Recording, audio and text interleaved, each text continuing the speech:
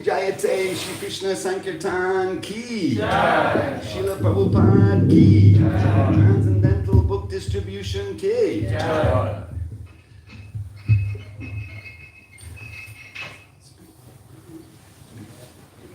That's feedback.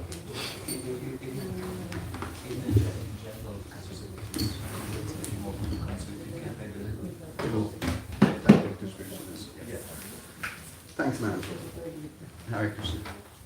Om Ajana Timanda Shaganam Jana Shalakaya Chakshu Yena Tasmai Shri Gurudeva Namaha Shri Chaitanya Manavishtam Sakitam Yena Bhutale Swaya Bhagamayam Vedanti Swaya Vedanti Kam Jai Shri Krishna Chaitanya Prabhu Nityananda Shri Advaita Gadadha Shivasadi Gaura Bhakta Hare Krishna Krishna Krishna Hare Hare Hare Rama, Rama Rama, Hare Hare. Would you my computer is just a little bit. Thanks. Yeah, brilliant. Thank you very much. Thank you. So yeah, everybody's very welcome to our Sunday program with a little bit of a difference because we are going to focus on the on book distribution. And particularly then, after I finish speaking, which won't be too long, we will appreciate the devotees who made an effort to go out on book distribution throughout the year, but particularly the month of December, as we mentioned earlier, is kind of like became an historic time for devotees to distribute Srila Prabhupada's books. And maybe I'll start with that, because in essence, it all happened by chance, even though every single Hare Krishna devotee who sits down to speak during their talk, they will probably tell you nothing happens by chance. Give it actually, just give them feedback a little bit. Just a little distracting. Thanks. Great.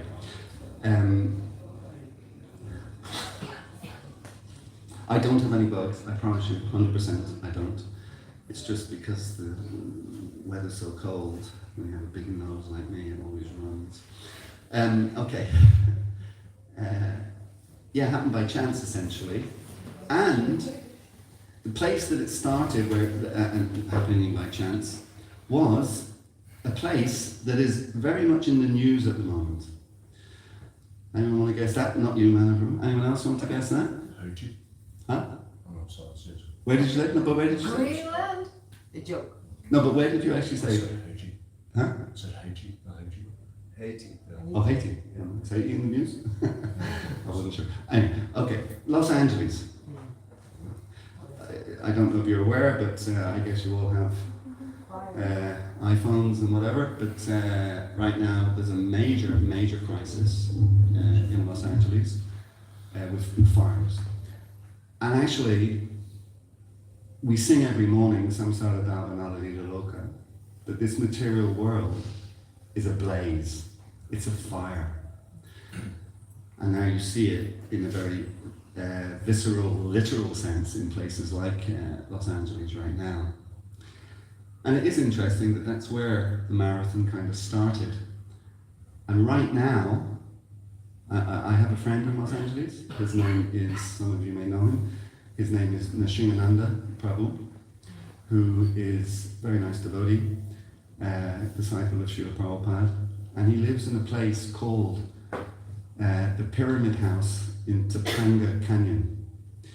And I was talking to him yesterday,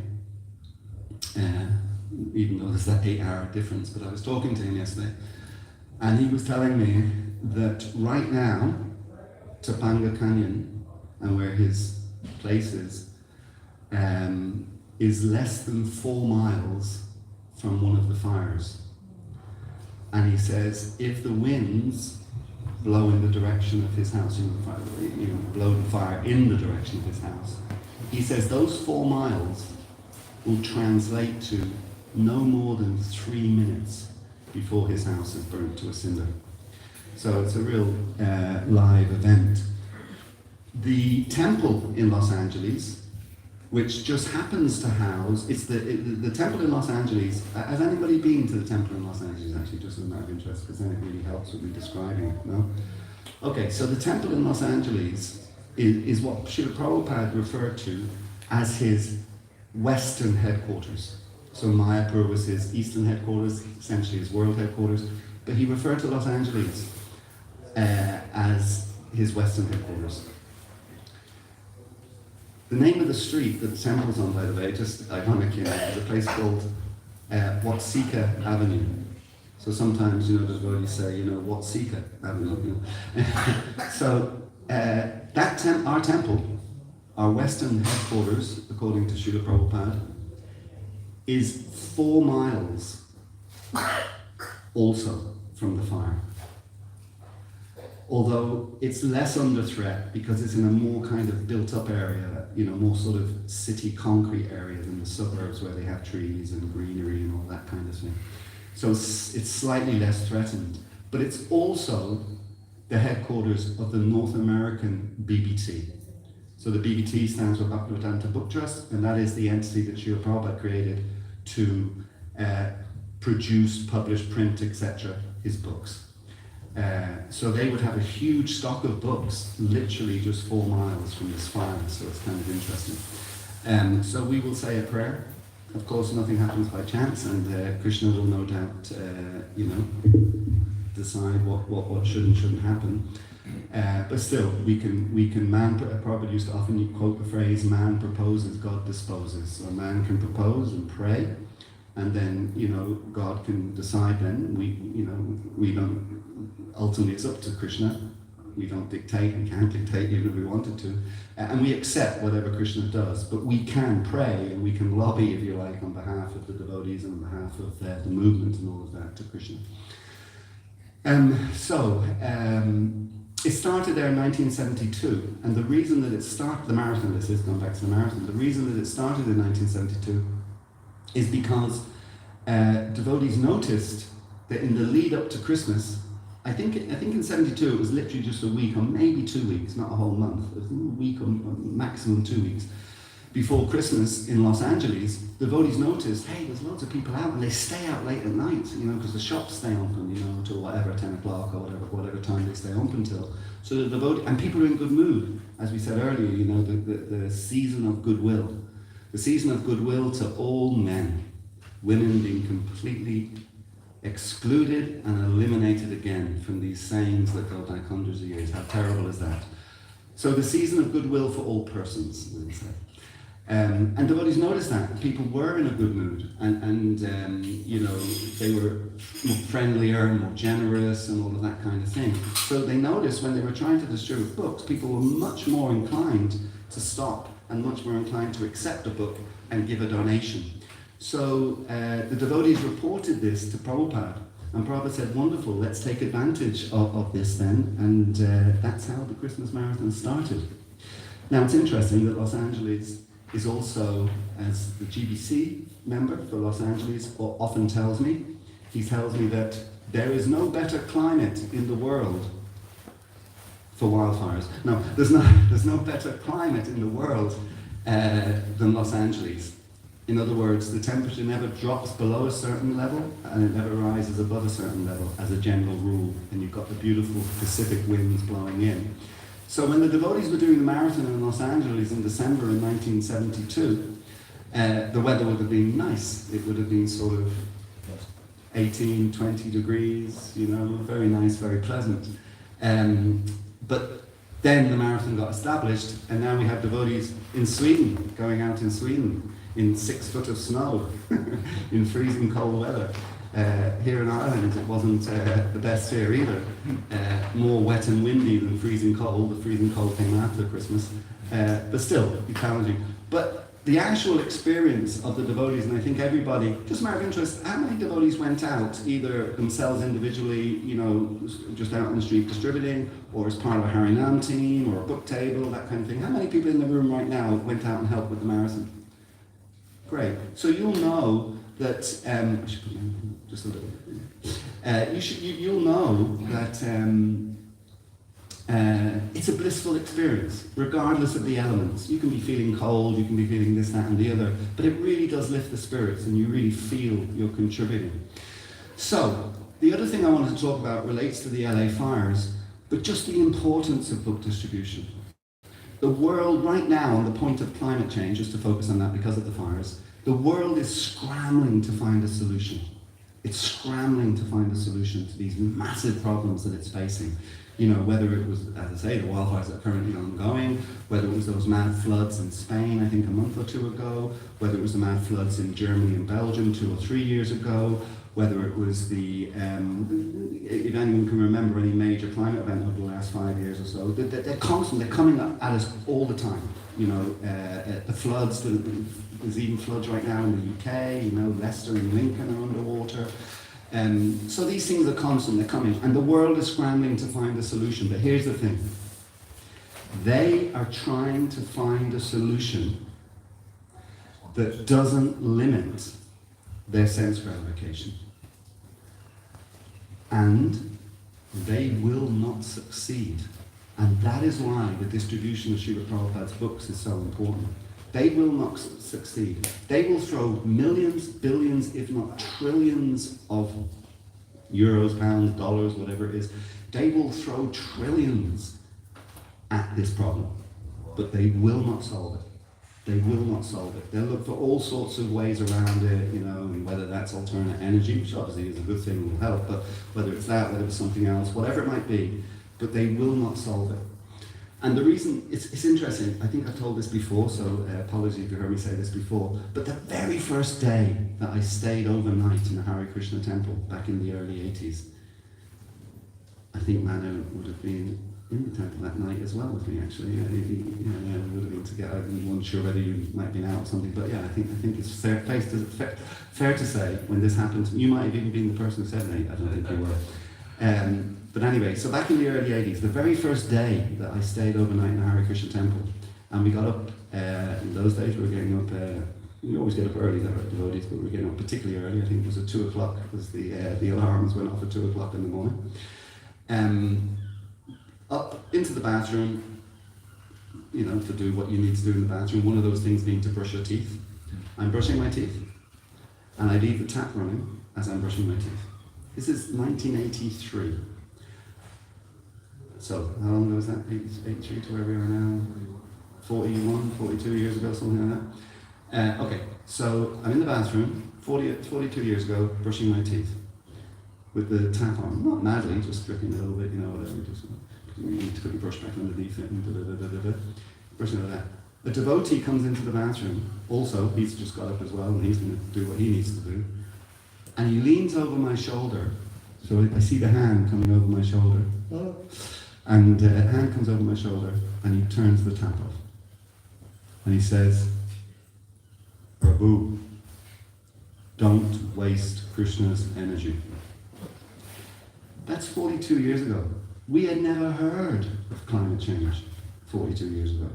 Some of you, maybe you got quite young to me, you may have grown up with climate change, maybe you've heard it all your life. Trust me, that phrase, we had never heard of it 42 years ago.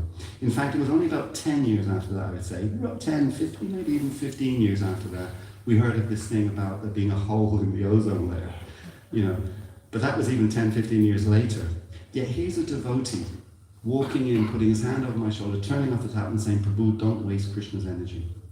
So we understand that it's Krishna's energy. All of this, water, air, fire, ether, all of these things, they are all Krishna's energy. And Krishna is very kind. We can use them as we need them to provide us with our maintenance and to provide us with our food and all these different things. But we shouldn't abuse them.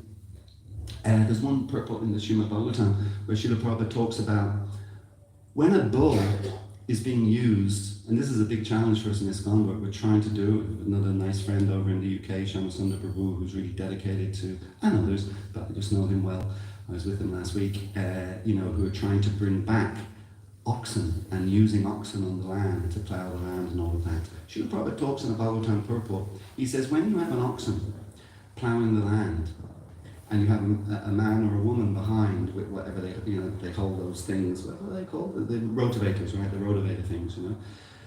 Prabhupada actually says that Mother Bhumi, Mother Earth, and that's another thing, of course, that we learn as devotees, that everything is living. Everything that's born grows and produces byproducts, etc., etc. It's living. So Mother Earth is a living entity. And Prabhupada explains that when the bull is walking through the field and the rotavators behind her are just churning, mildly churning up the surface, it's like, and I think this happens more as you get older, but I don't have it with me. At home I have a back scratcher. How many people in the room have a back scratcher? Just as a matter of interest. Come on, you don't know? Yes, It's an incredible invention. You know when you get those itches just between the shoulder blades that you just can't reach, unless you're a yogi, and you can sort of just like flip yourself over and do whatever you need to do. But you can't reach them. They're in that space that you just can't get at. The back scratcher, the extendable back scratcher. You just extend it out, down the back. So Prabhupada says in that purport that the rotavators going over the land is like scratching Mother Bhumi's back. A little scratch on her back. So it's pleasant, it's nice, it's a pleasurable thing.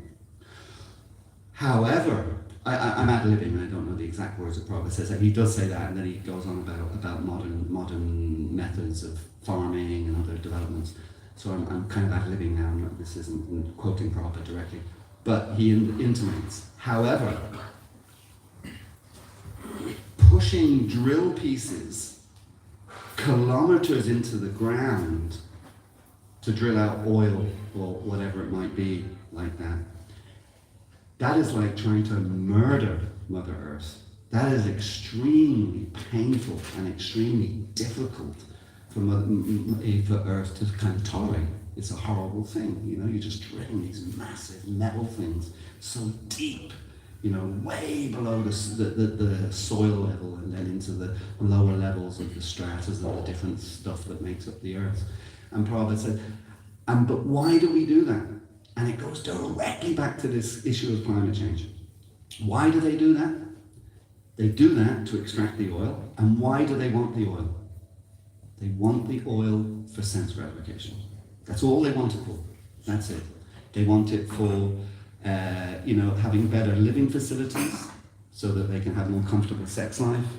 They do it to fire their factories and their industrial infrastructure, which also includes the slaughter of innocent animals, and millions upon millions upon millions of them every single day of the week. So it's all done for sense gratification. They are literally attacking Mother Earth like that for their sense gratification. And it's just simply wrong. It's just completely wrong. And you get a reaction for that. There is no such thing as a free lunch. So there will always be a reaction for whatever we do in the material world. So now we are seeing that manifest. The Industrial Revolution, time is a really interesting thing. We were all born quite some time after Ishvara Prabhu, Anakat Prabhu, closer than most of us, I think. But what year were you born, Anakat? 1939. 1939, the year the war started, huh? August, yes. Yeah, the year the war started. Okay, so 1939. The Industrial Revolution started around 1850s, 1860s. That's when the Industrial Revolution started. So it's very interesting. Before that, they weren't drilling the earth for oil and doing all these things. But we have no experience of that. Actually, practically speaking, nobody living has any experience of that. So we kind of, that's in the rear view mirror, and we rarely look in the rear view mirror. So now, it started in the 1850s, so now we're about 150, 170 years, say, after it started. It's only now that we're really starting, in a material sense at least, the spiritual sense is different, that happens instantly, if you like. But from the material point of view, we're only receiving the ramifications of those decisions back in the mid-1800s in relation to industrialization. We are now receiving the ramifications. And here's the thing, they talk about 1.5 above this and that, and I think last year they actually hit above 1.5. It has to be limited. Even if they stopped everything right now, like Prabhupada says also, he has that wonderful example that when you pull the plug out of the fan, you've stopped the electricity to the fan, but the fan still spins for some time. So it's the same, even if they stopped all their stuff that they're doing in terms of drilling and burning and all the stuff that's creating the problem, even if they stopped it now, it would take decades before it reaches its peak and starts to decline. So they're almost certainly already, and by the way, they're not going to stop tomorrow. They're not going to stop tomorrow, because here's another thing about the material world, the principle of envy. And here's the thing. Britain is kind of, I was going to say, it's recognized, it's probably too kind a word, but anyway, it's recognized as the country that started the Industrial Revolution in the 1850s, that it's recognized as that. So Europe, and now of course America, Western world in general, they've been benefiting from this for decades and decades, and the benefiting meaning that the so-called benefits that you get from industrialization. But they've been benefiting from that now for many, many decades. Places like India, we were talking earlier about the devotees born in India, China, and kind of the African continent, they haven't benefited from that. So now you get the people who've benefited from it for the last 50, 60, 100 years, whatever it is, telling the people who have yet to benefit from it, oh, you have to stop. You can't do what we did, So the Western world has this kind of high standard of living, and these other countries are trying to catch up. But of course, envy is such that those countries are turning around and saying, get lost. Why should we stop? That's really rich of you guys. You did all that you did, and now you're telling us we can't do it. So it won't stop. It will continue. So the thing about book distribution is that it is, and here's another thing about book distribution. I don't know how many of you had this experience. You might have even had this experience this month of December, the last month of December, when you were out on the street, talking to people, trying to introduce them to Krishna consciousness, trying to explain to them as best you can the benefits of it, if you get the chance. The only person I seem to run into, somebody coming over calling you all sorts of horrible things and practically spitting in your face. It's like, that's another reason, by the way, why book distribution is such a glorious service. It's such a glorious service. Within ISKCON, in our temples, we're all aspiring devotees. So we all try to appreciate each other and try to be nice and kind to each other like that. You go out in the street, that doesn't exist, They don't know what a devotee is, what to speak of, giving them any kind of respect. But you may have tried to convince somebody like that. And oftentimes you find yourself, again, false ego, we all have false ego, us included, by the way, it's not that we're immune from it, but people will kind of resist it, and they'll want to give their arguments and they'll want to present their case as to whether they accept it. And often you bump into people who say, not interested in me, I think you're a fool, I'm an atheist, atheism ki jai kind of thing, So it's very difficult to make progress like that. But a book is a completely different thing. And I think I could ask this question of all of you, but certainly whenever I do ask this question, particularly of devotees who maybe joined in the 80s or the 70s, 80s, 90s, that kind of time period, oftentimes they will have joined because of what they read in a book. Or at least what they read in a book will be a key part of them taking to the process of Krishna consciousness. And certainly that was the case for me. Now, obviously there were other things as well, devotee association, etc., and different things. But really, I read in the Science of Self-Realization one time, before I kind of, I'd only really barely knew the devotees. And I read in the Science of Self-Realization just two sentences in the whole book. And the two sentences were, you are not the body, and you are also not the mind. And when I read that second sentence, that we're not the mind, because that was kind of like, I won't get into the whole story, but I was suffering on the mental platform at the time. When I read that second thing, it was so liberating. Wow, that isn't me. That thing that I'm identifying with that is causing me a certain amount of stress and suffering, etc. It's not who I am. This book is telling me that is not. It was so liberating. But it was also non-confrontational. It wasn't that I was facing a person telling me that, who, however well-intentioned they might be, might have an air of superiority about how they deliver that sentence, or might have an air of kind of, I'm better than you, kind of, well, that's superiority, same thing. And that's the difference. When someone is in the privacy of their own space and they're reading a book, that in that sense, a book is dead matter. Of course, the information in it isn't, but the book itself, it's not a living entity. It doesn't have, it doesn't have an ego. It doesn't have all those kind of things. It's actually much easier for people to accept what they read in a book than it is for somebody sort of with a megaphone shouting it in their ear. That's more challenging for them. So that's also why book distribution is super, super important. And actually what it does is it softens them up so as that when they do then meet a devotee to have a conversation with them, they're already kind of, 5%, 10%, 20% down the path of acceptance, and therefore then a devotee can just elaborate on the message and give their own realizations of it, etc., and they're much more inclined to hear that and to accept that. So it's another huge reason why book distribution is so important.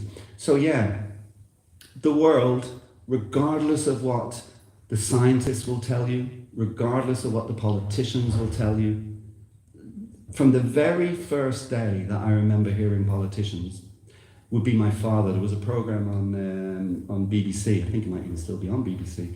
It was called Panorama. And it was a political program. It used to always be, I think, on a Monday night, I think. It used to be such a depressing time for me, I was like a 10, 11-year-old boy.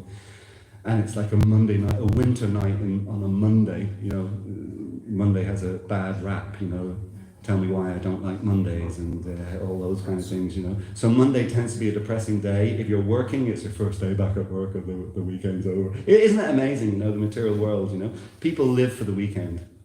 It lasts 48 hours and they're back at the same point they were 48 hours previously when they're thinking, liberated, it's the weekend, thank God it's Friday.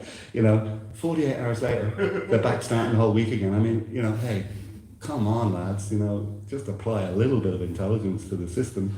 A Monday evening, particularly in winter, dark outside, you can't go out, you know, whatever, you're stuck in your house. In those days, there was only ever a couple of TV channels as well, by the way, and you didn't have, you know, computers or other things, you know, so the whole family would be sitting in the front room, you know, and of course your father generally would be controlling the television, even though there were no remote controls in those days either, by the way.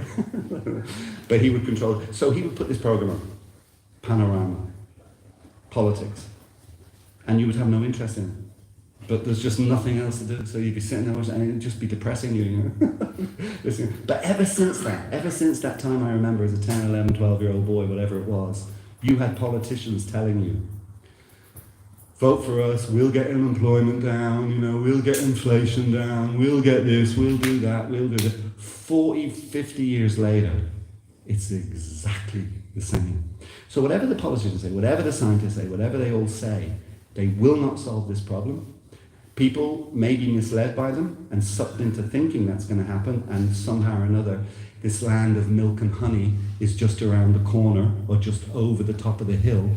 It is all illusion. So the first thing we need to do is convince ourselves of that, so as that we now, who have come to the shelter of Srila Prabhupada and the shelter of Lord Krishna, we don't, you know, get re-engaged with that delusion or that illusion like that we protect ourselves from it, but then that we convince as many people as we possibly can to steer away from it. And the best way to do that, as I said, is through book distribution, because that's a neutral way to deliver our message, so as that people won't, you know, their ego won't get involved and all of that kind of thing.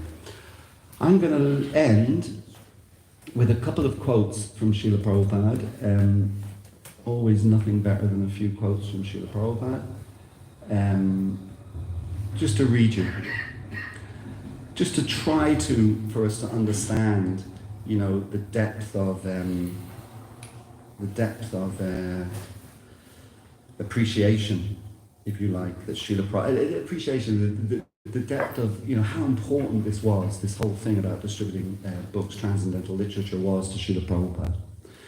So he says, this is a letter to one of his disciples. I thank you very much for taking so seriously to helping me, meaning Prabhupada, fulfill the order of Srila Bhaktisiddhanta Saraswati Thakur, who of course was Srila Prabhupada's spiritual master, to distribute Krishna conscious literature to the whole world. What strength our movement has now got is due in large part to the enthusiasm we have had to distribute our literatures profusely throughout the world.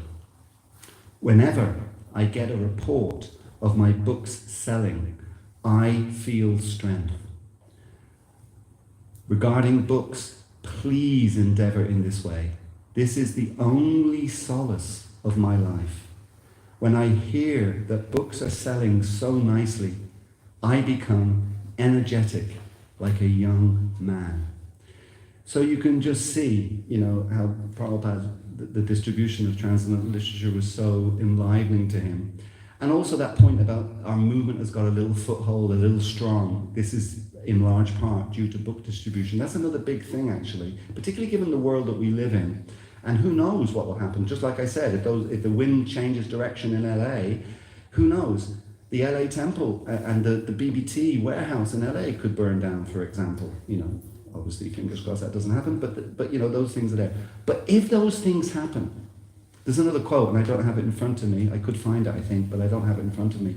There's another quote from Srila Prabhupada where he says,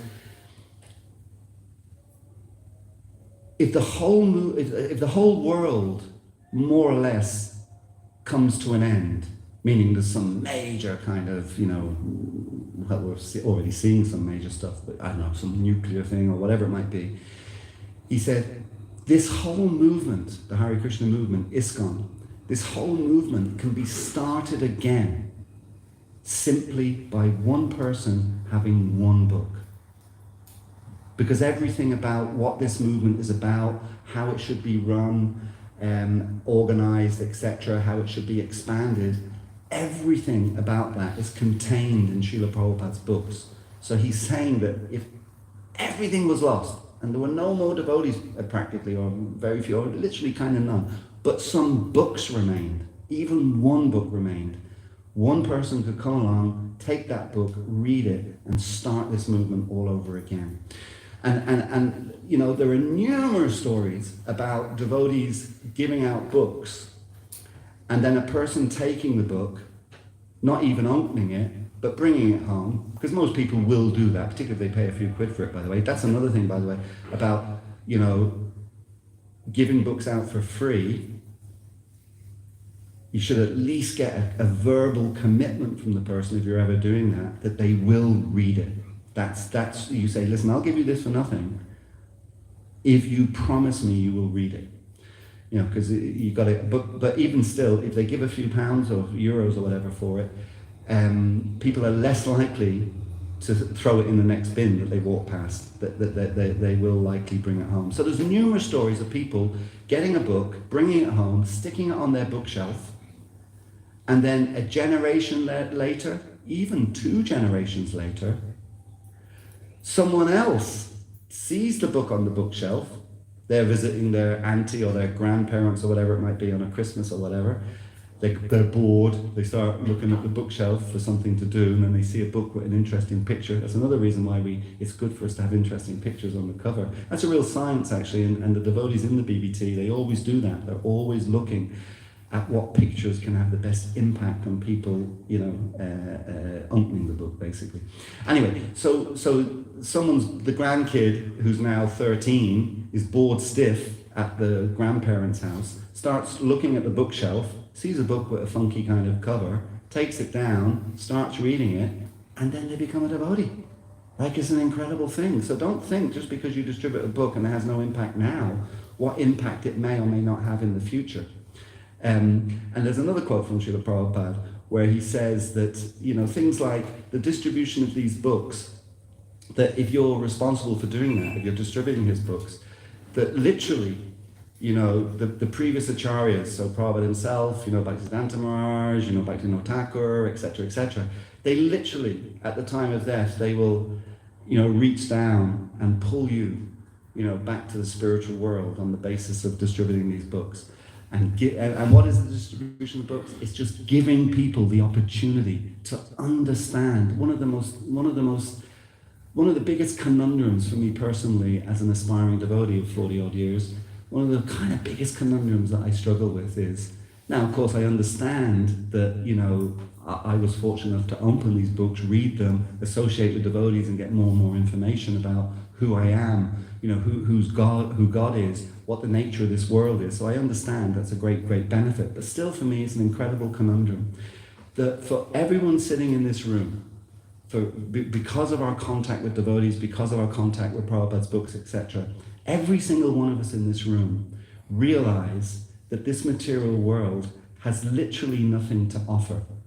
And it's a really dangerous, precarious situation that we're in, living in this material world. And to use the analogy that Prabhupada uses, that is such an incredible analogy, so descriptive, we are like a drop of water on a lotus leaf, but on any leaf of any plant. And anyone who has done any gardening, and when you do your gardening and your plants are, you know, nicely developed, and then a rain shower comes, when you go out after the rain shower, within particularly the sun comes out, within an hour or two, there is no more rain. The rain is all gone. But when you're either during the rain shower or immediately after the rain shower, you will see drops of water on the leaves of your plant.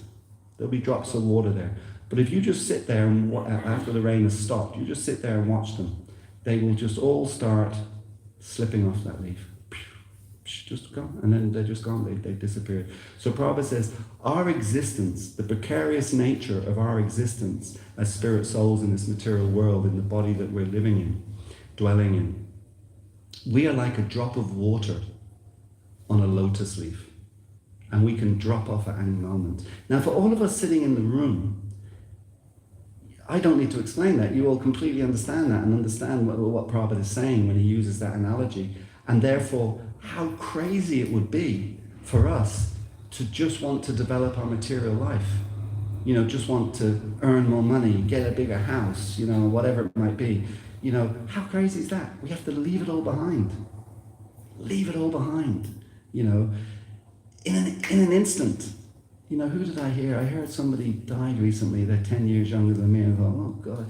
And then I thought, I had to slap myself, you know, because, you know, I just heard someone I knew from some time back or whatever. They passed away, and they're about 10 years younger than me. So the first thought that came into my mind was, I thought to myself, oh, God, I'm 10 years old. I'm 10 years old. And then I had to slap myself. Don't think like that. And when I was looking at you, because you're one of the younger people in the room, of course, we've got this little girl here. But I looked at you. That's why I thought of that. Because when we're younger, and as one famous Anglo-Irishman once said, youth is wasted on the young, which is just a brilliant phrase. It's just such a brilliant phrase. Youth is wasted on the young. If we could have the thought processes that we have now and the wisdom that we have now when we were young, oh my God, it would be such an incredible combination. So I looked at you and I thought of that because when we're young, there's a tendency to think we're invincible. There's this kind of tendency to think, big, strong, young, loads of energy, you know, what they don't know.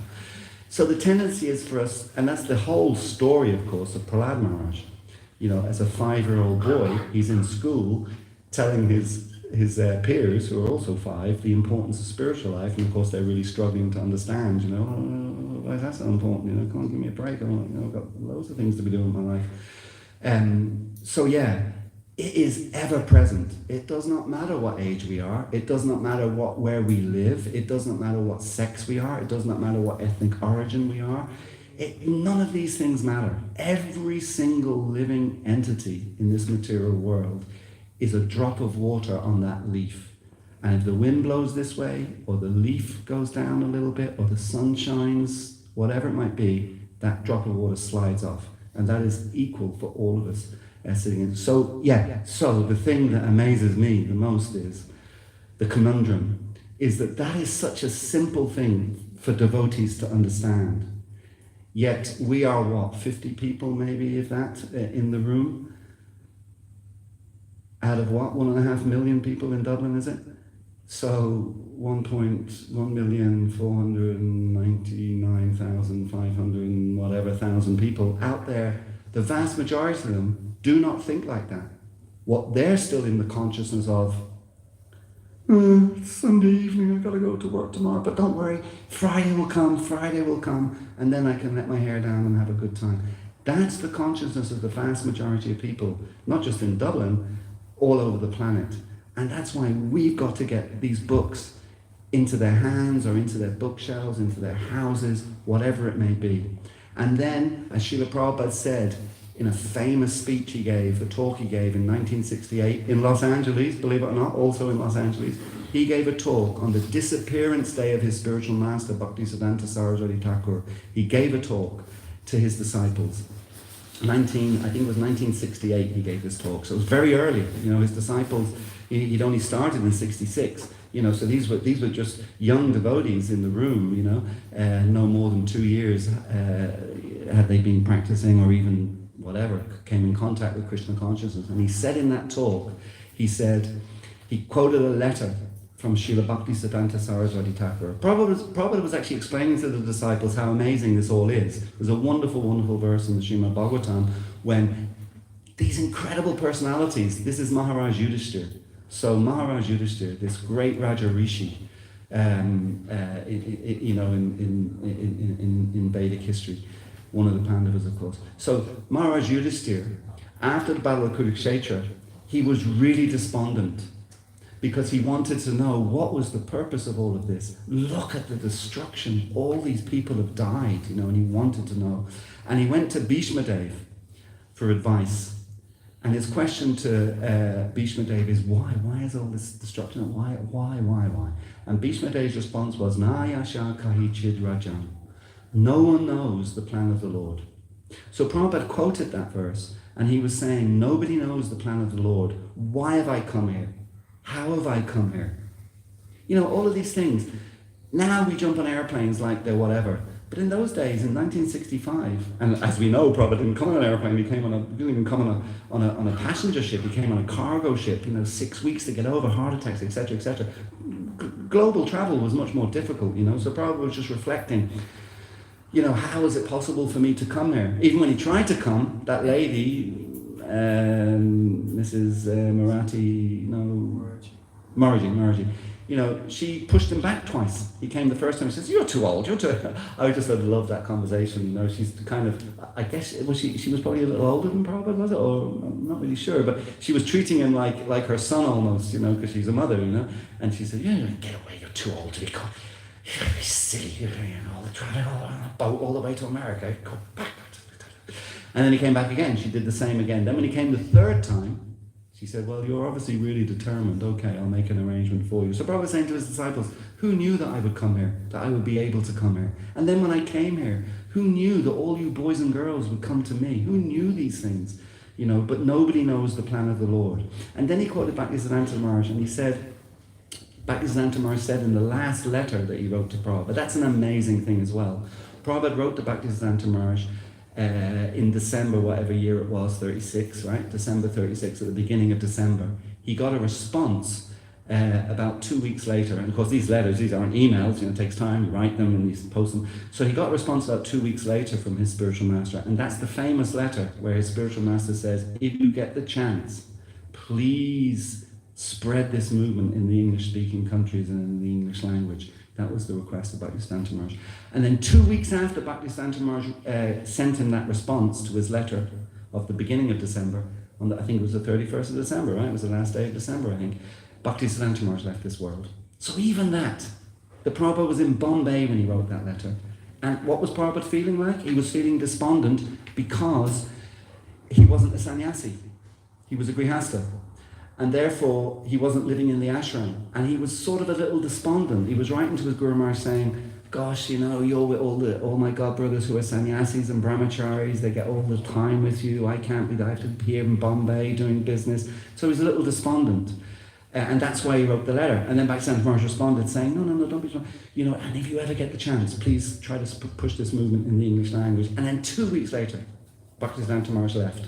So, can you imagine if Prabhupada had thought, I must write that letter. How many of us in this room, I must write that letter, or I must do that, or I must do this, and then a month later you're thinking, I never did that, I must do that, I'll take another note in my diary, and I'll definitely do that. And then a month later passes again, God, I haven't done that yet, no, I must do that. So can you imagine if that happened to Prabhupada, and he didn't write that letter on the 1st of December, he waited until the 1st of January, and then Bhaktisiddhanta Maharaj would never have received it, because he would have already passed away. So this was the message Prabhupada was giving to his disciples. Who knew that I would come here? Who knew that you boys and girls would come to me? And then Bhaktisiddhanta Maharaj in that letter said to Prabhupada, he said, if you ever get a chance, spread this message in the English-speaking world, spread this message in the English language. Why?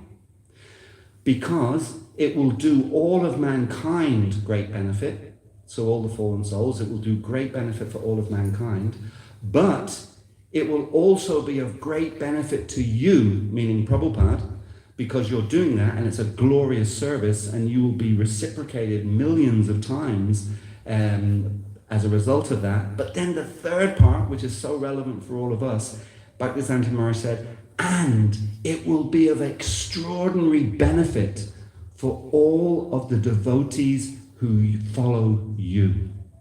And we are all of those devotees who are following Srila Prabhupada.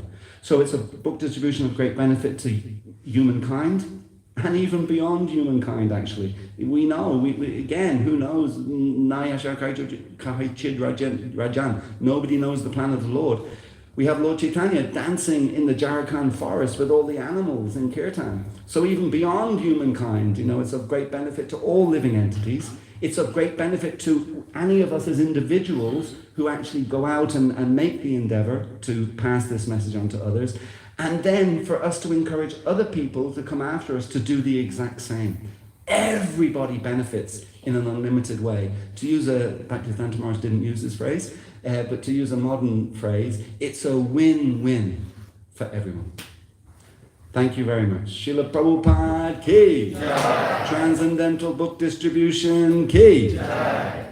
Okay, so now I think we would like, which is another big challenge we have in the world, is even people who are spiritually inclined, the vast majority of them follow an impersonal path. Krishna tells us in the Bhagavad Gita when Arjuna asks him the question, which is the better path to follow, the impersonal path or the personal path?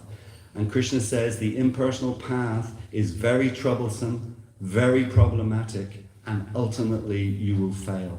The best path to follow is the personal path. So we now need to be personalists, because we're followers of Krishna, and recognize all those devotees who made an endeavor to distribute Srila Prabhupada books during the month of December. Before I ask Yash Prabhu for the list, I want to just recognize, we'll obviously recognize more when I get the list, but just off the top of my head, I just wanted to recognize 3 individuals and then a group, and I'm sorry about you being a group, and then as I say, we'll do the list. So the 3 individuals I want to recognize. One, I want to recognize Manu Prabhu for his commitment and dedication to going out on such a regular basis on Harinam, and when you go out on Harinam with Manu, as well as, we'll set up a table, and as well as the Kirtan, the Harinam going on, we have the book table where people can come, or devotees can go to people with the books like that. And it's not just, of course, during the Christmas marathon that Manu does that, he does it all year round. And it's very inspirational, carving out time, I just know this for myself, carving out time to commit to doing that is not easy. And he's a family man, he's just recently a grandfather, and runs a business, etc., to maintain himself, but still, every opportunity, he will carve out time to go out and do that. So I just wanted to recognize Manu Prabhu for that glorious service. Thank you very much, Manu Prabhu. Yeah.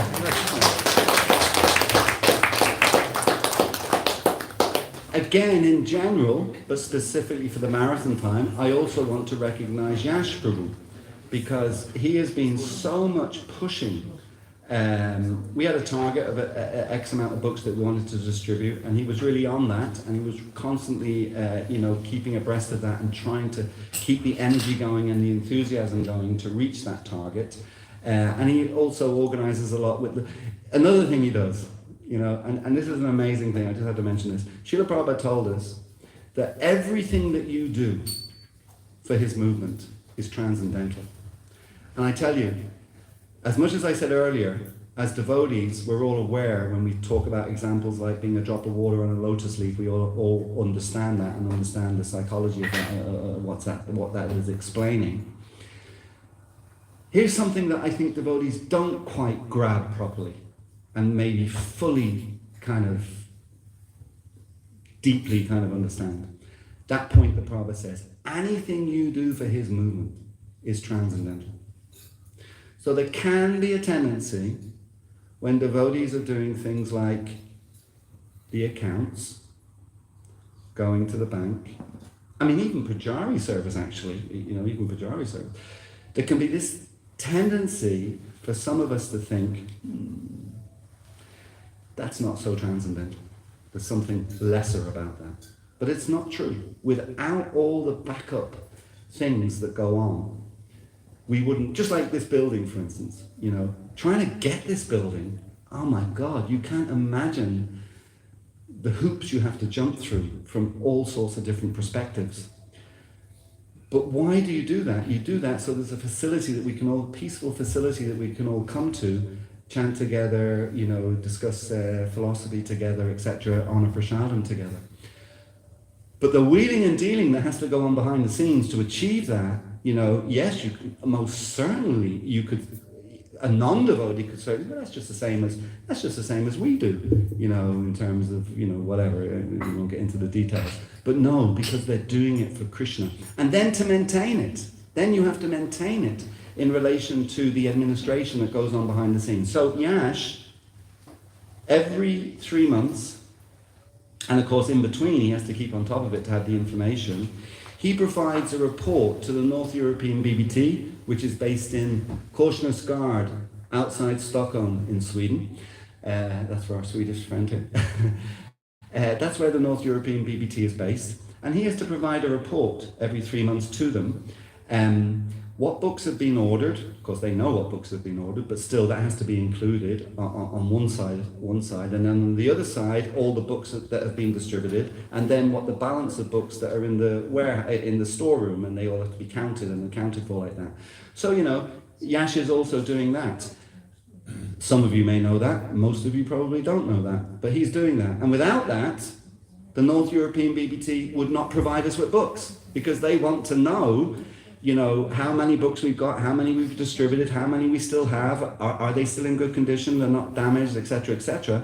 Because if we don't properly report and properly pay, and the arrangement is, just to let you know, whatever books you've distributed in a 3-month period, they're the ones that you have to pay them for. Whatever's in your stockroom, that's okay, you don't have to pay for those, you only have to pay as you distribute them. And why do we have to pay for them, you could ask, and why are they so diligent in Sweden to achieve that? Because they want to publish and produce more books. If they're not getting the Lakshmi back from the books they've given us, they can't produce more, and then in a month or two, if you don't pay them, we go back to them and they say, well, we can't give you any more books because we don't have any more books because you didn't pay for the ones that you have. So all these things go on behind the scenes, and as I say, Yash Prabhu has been doing that. So as well as going out on book distribution, as well as encouraging everybody else to distribute Srila Prabhupada's books, he's also behind the scenes looking after all the administration, everything to do with book distribution. So a real appreciation for that. And the last person I just want to mention, who shouldn't really get a mention, but I'm going to mention him anyway, is Giridhar, or as I call him, Giridhari. Because he was putting out I was reading a few quotes there of Prabhupada. He was putting out these quotes regularly on a daily, by day, whatever basis, on a regular basis, quotes from Srila Prabhupada about the glories of book distribution, the importance of book distribution, again in the same mood of trying to encourage people to identify with that mission and to encourage everybody to contribute. So thank you for that, Giridhar.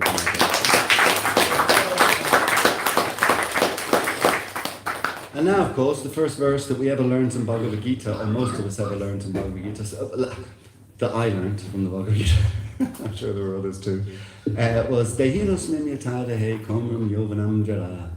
And that is that, every living entity is born, from boyhood to youth to old age, the body's getting older, the spirit soul remains the same. So we are all eternal spirit souls. We do not have a nationality. So my apologies in advance for mentioning the country of Ukraine, because my experience has been that a group of ladies, one of them sitting right there in my eye line, and I've forgotten your name, I'm so sorry. Vimala, sitting right here in front of me, herself, but also, 3 or 4 others, Ukrainian ladies. I think they were Ukrainian ladies, Are you from Ukraine? No? You're going to tell me no? You are? Good, okay. Anytime I would join the Harinam and the book distribution table, you would always have 3 or 4 of the Ukrainian ladies there distributing books on the street. And of course, they weren't only doing that when the Harinam was out, but they were doing that more or less day in, day out, particularly during the marathon. And another verse that quote quite regularly from the Bhagavad Gita, Udared Atmanatmanam Natmanam Uvashadayet, where Krishna is saying that our mind can either be our greatest friend or our worst enemy. It's our worst enemy when our mind is controlling us. So the mind will say, Prakash, you got to have a cigarette. Okay. So that's when the mind is controlling us. Or when the mind says, Prakash, you got to have a cigarette, and Prakash says, get stuffed, and I can't listen to you. Then we're in control of the mind. So, Udared Atmanatmanam Natmanam Vishadiyet. Going out on the street to stop people, to ask them, are they interested in reading a book that is instructing them to completely 180-degree turn in their life that they've lived up to this point. Because most people out there, their whole life is in pursuit of material things. We're coming along and saying, forget all that last 18, 20, 30, 50, 60 years of your life. Forget all that. It's all a waste of time. What you need to do is follow the instructions that are in this book. even if you were, well, this is probably an exaggeration, I was going to say, even if you're going out to give people €50 notes, actually, that's probably relatively easy, but even if you're going out to give them something that's even consistent with their lifestyle, it's still a challenge, you know. Even if you're going out there, I don't know, selling insurance or whatever you might be doing, you know, getting them to give money to charity or whatever, not ISKCON, but other charities, that's still a challenge. It's a real challenge to do that, you know, to control the mind, to, one, get you out there, you know, because you can find 1,000,001 excuses. Oh, God, I've got to do this before I go out, or I've got to do that, or, oh, God, I feel a headache coming on, I don't think I should go out now, I'll get a bit of cough. Getting out, just getting out is a challenge. But then what to speak of being out there and staying out there for 1, 2, 5, 6 hours at a stretch with the elements and with different people. They say that, psychologists say, rejection is one of the most difficult things to deal with in life, being rejected. Go out on book distribution. Has anybody in the room not yet gone out on book distribution? And please, don't be shy, it's nothing wrong with that, but I'm just curious. Has anybody not gone out on the street to do book distribution? 1, 2, 3, 4. Lots of you. Okay, it's a great experience. You've got to go out there. And by the way, can we take a note of all of those? And they don't get any prashadam later? Okay. No, but they say rejection is one of the most difficult things to deal with in life. If you go out and book distribution, oh my God, you just get, I mean, literally, I don't know, Vimala, if you want to tell us, you know, 90% of the time you get rejected, maybe 10% people will stop and listen. Is it even that high? Maybe it's high, whatever, I don't know, but it's certainly, the scale is not even, you know. There's much more rejection than there is acceptance. And the psychologists tell us that's the most difficult thing to deal with. So if you want to build the strength of your mind, there is nothing that can help you better in the building the strength of your mind than going out and book distribution. It's a super powerful way to do that. But in particular then I want to mention Vimala and her friends, that also for women, you know, to be out on the street, you know, it can be quite a hostile place. Just as I was pulling up to come in here a couple of hours ago, whatever it was, when I was pulling up to come in here, there were 3 policemen, you know, putting a guy into a kind of a trap. He wasn't being particularly violent actually, but he was throwing up. He'd obviously just taken heroin or something, and he was like, you know, whatever, you know. So they were more or less looking after him in one sense. But that is the nature of the streets. You know, we saw here in Ireland, what was that, a year ago or something? We saw here in Ireland, a little over a year ago, right? 14 months ago, when suddenly, you know, Ireland's understood to be, you know, a kind of peaceful place. You know, anytime I show my Irish passport, or people hear you're from Ireland, they say, oh yeah, the Irish are all so lovely and friendly, you know. And since 14 months ago, whenever anyone ever says that to me, they say, well, you should have been in Dublin, you know, in November 2023 or whenever it was, you know. Like within minutes, it goes from being normal to suddenly all crazy stuff happening, you know, buses being burned, you know, Lewis trams being burned, police cars being burned, you know. And this is, you know, peaceful Ireland, you know, where people just come for the crack, you know.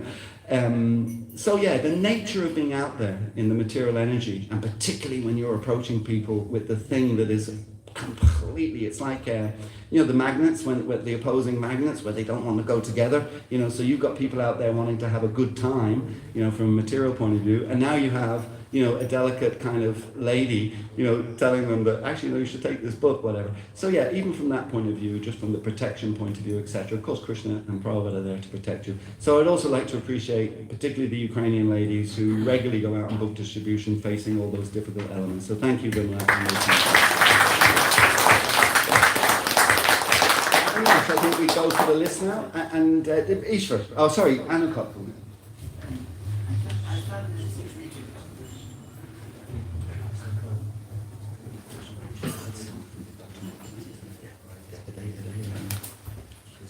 Is that it? Can I just go literally down the bottom and that's all works? Yeah, okay, thank you. Anukot, yeah. Jai, Shishi Panchatattva Ki Jai. Ankat's going to do that later after the program. He's going to do some books. Oh, okay. So what I want to do now is I asked Yash to those devotees who kind of basically anybody who distributed a book during the month of December, we just wanted to recognise that, and appreciate them. And even by doing that, hey, by the way, Ash, is my name on this? It's okay. Even by doing that, appreciating devotees,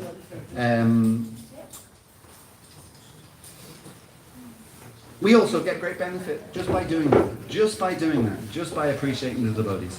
Okay, so I hope everyone's in the room. If you're not in the room, what am I giving them, Yash? I'm giving presents, right? Yes. Great. Oh, look at this. Look at this. Just see how Yash is so dedicated that part of the present for each of these devotees is a book. He wants them to go out and distribute more books. Very good. Okay. But there's also some cookies. And there's a nice... I did distribute a couple of books. I don't see my name on it. I don't have to put my name on it, but I do want the keyring.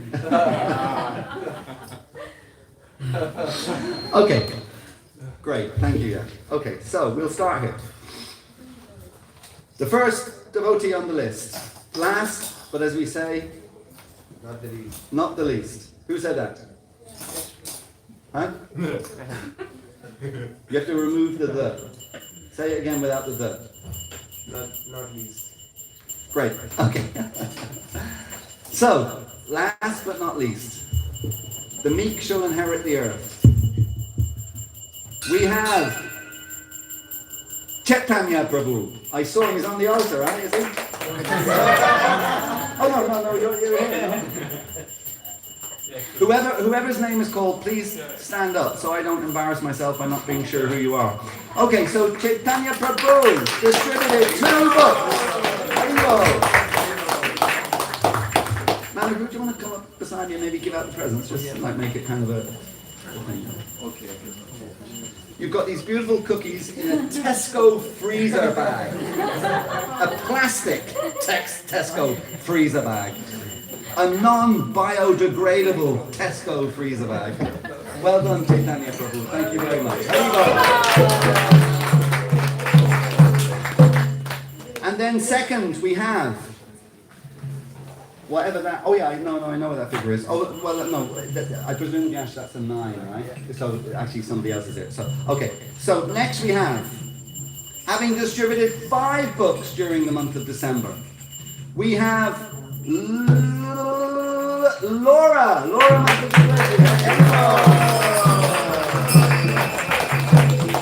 oh, Laura, Yash. I'm getting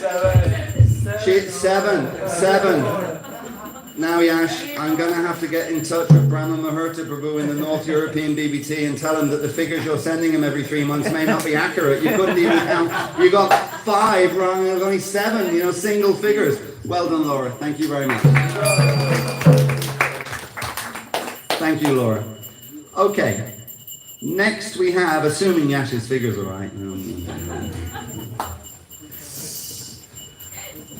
Okay, next we have a devotee who we would much more associate with prasadam distribution, having distributed many thousands of plates of prasadam throughout the year of 2024 with his Food for Life program outside the GPO there.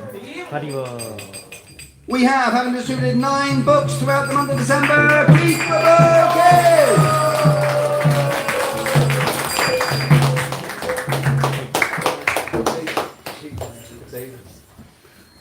Keith Prabhu is a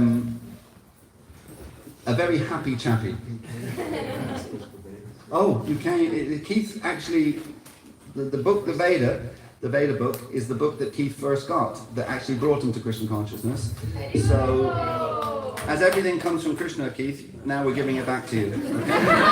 Okay? But Keith's a very happy person, a cheerful person, which is also a very attractive feature actually for the non-devotees, when he's on the street distributing. So well done, Keith. Thank you very much. Next we have, having the first person into double figures. The first person into double figures, having distributed 10 books throughout the month of December, we have Subangi Mataji K. She's not here. knows Subangi well? I think he flew to Canada. She lives so in she's India. not- Oh, yeah. Or she's not in the country. Subangi, if you're watching anywhere out there in the universe, you've just missed the most wonderful present that you could ever receive in the whole three worlds here in ISKCON Dublin today. But you chose to fly up to Canada, you know, creating more climate change. What to do? Obviously, Krishna, you know, doesn't want you to have these presents.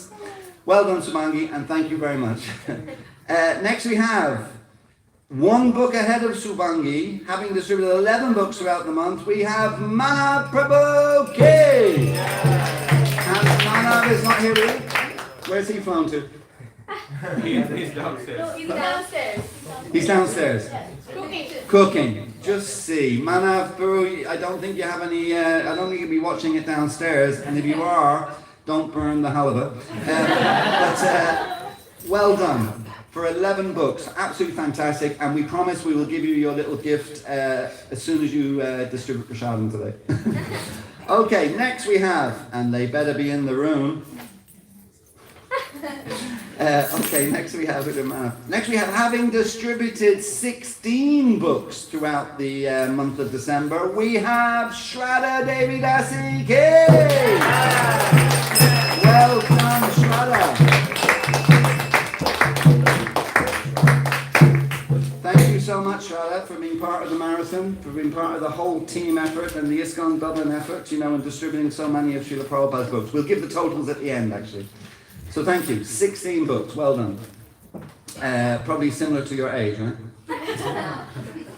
Okay. Next we have, having distributed 17 books throughout the month of December, we have Piyanshi Devi Dasi. Oh, Piyanshi! Oh. Thank you so much, Piyanshi. I give you a little gift of appreciation. Thank you so much indeed. I guess that's why you sat beside Shraddha, because you did one more book, right? Probably called it transcendental competition. Okay, fantastic. Thank you so much, Piyanshi. Next we have having the first person into the, not double figures, but into the 20s. The first person into the 20s we have is, well, is that real? No, there's another one. Okay, great. Just thought there was a spelling mistake there. I've been assured by Yash that it isn't a spelling mistake, which means it almost certainly is, given that you got the figures on earlier. But anyway, okay. So next we have, having to do with 20 books throughout the marathon, we have Ishani Majid. Aisha. Oh, look at this.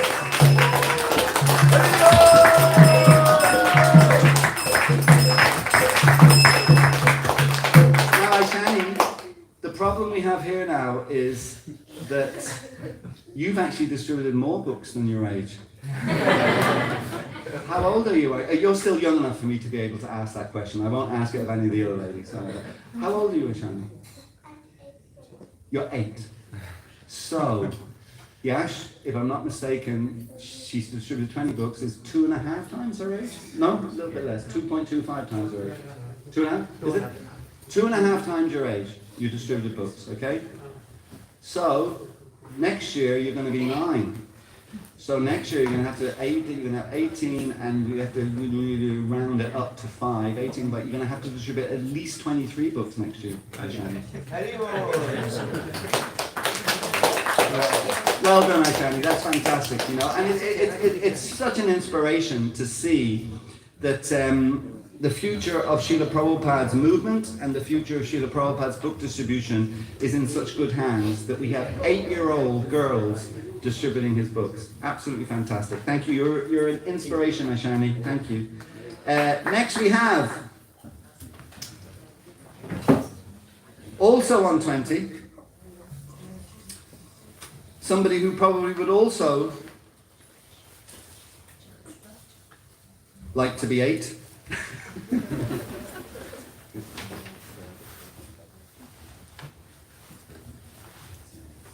Okay. So, somebody who possibly also would like to be 8, I don't know, we'll ask her when she comes up. Having distributed 20 books in the month of the marathon, Anuradha Devi Dasi.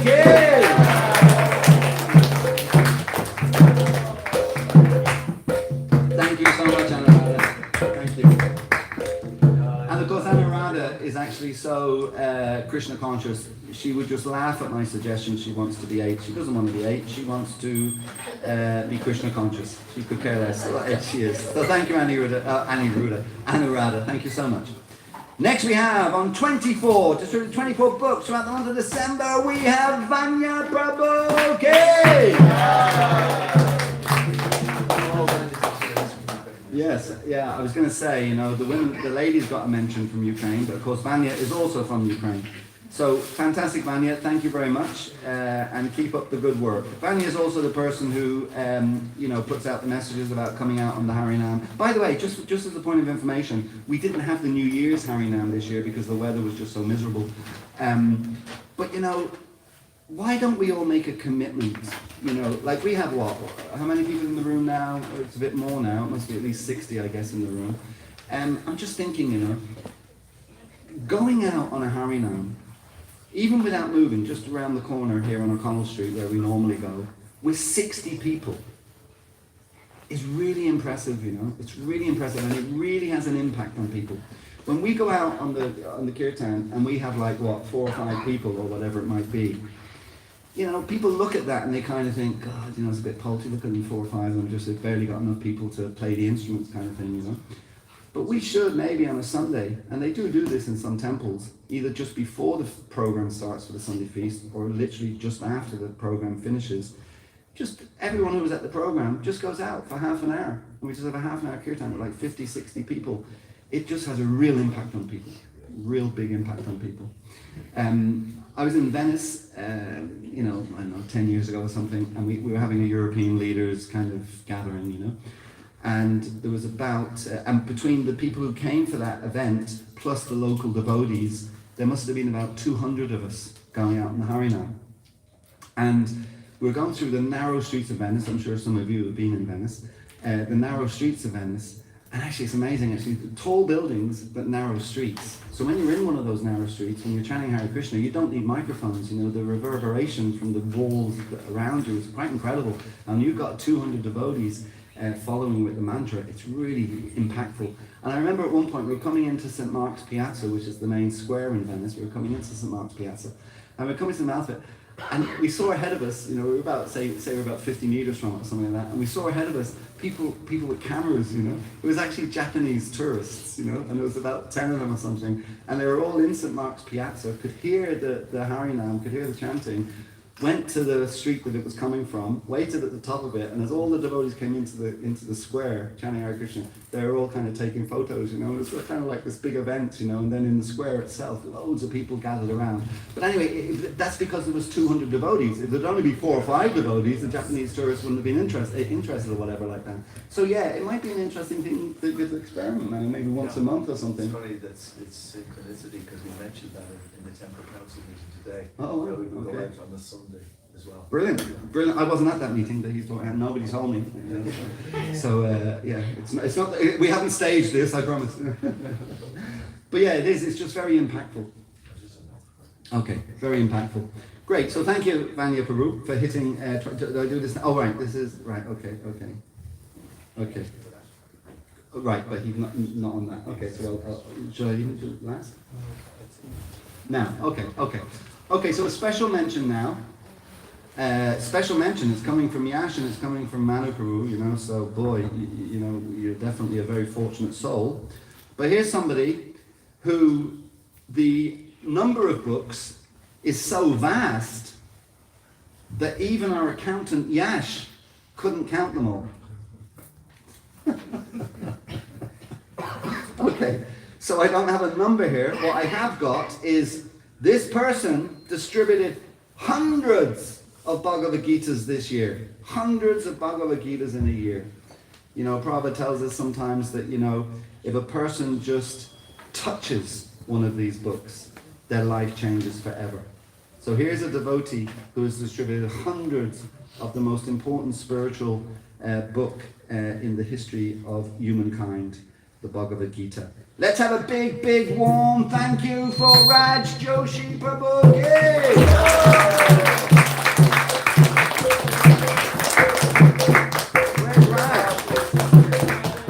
Where's Raj? It's a great name for somebody distributing all those books. There's Thanks, Raj. Please come on. Give me a second. Please come on.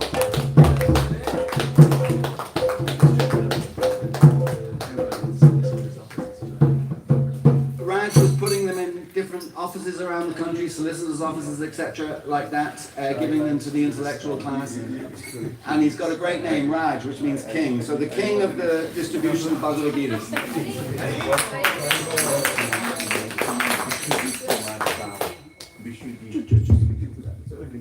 Yes, just it's not all me. It's Vishwajit Kumar Saha. He is in the Malahit temple. He built the temple in his house, Krishna temple, and he has donated recently. So we started a movement called One Notary, One Gita. There are 350 notary solicitors in Ireland. So we initially donated 194. In the month of December, his family and his friends, everybody, they came together and they donated 154 via N-Post. And then there are 45 courts in Ireland, and we donated all of them as well. And now they're launching a One School, One Gita project. There are 800 schools, so we're planning to do that. After that, he's thinking of a One Family, One Gita project for whole of Ireland.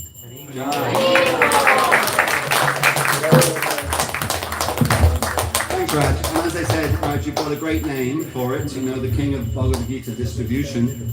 I suppose if I'm honest, you know, I'm a little concerned that you and Kumar focus exclusively on solicitors and lawyers. I don't know if you're feeling you have the need of their services in the near future, but thank you. You redeemed yourself by saying now it's going to be One Family, One Gita. Sounds like an absolutely fantastic project. So thank you very much.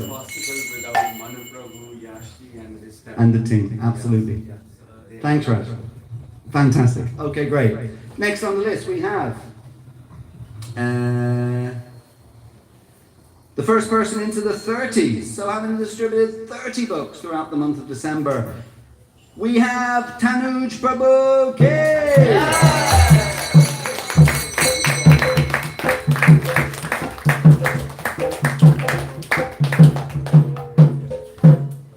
Thank you, Tanuj. Absolutely fantastic. Really appreciate your efforts on behalf of Srila Prabhupada and Krishna. So absolutely fantastic.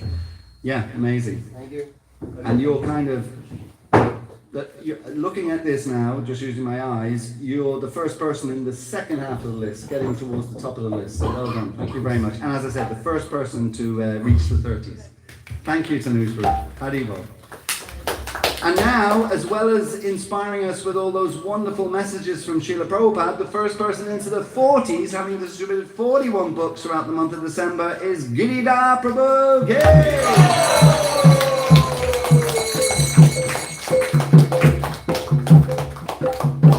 Thank you very much, Giridhar. Absolutely fantastic. And as I say again, you know, everyone's getting a book, so I suppose I could actually add one book onto each of these scores, you know, because I'm sure you're not going to keep that for yourself, right? That book, you're going to distribute it.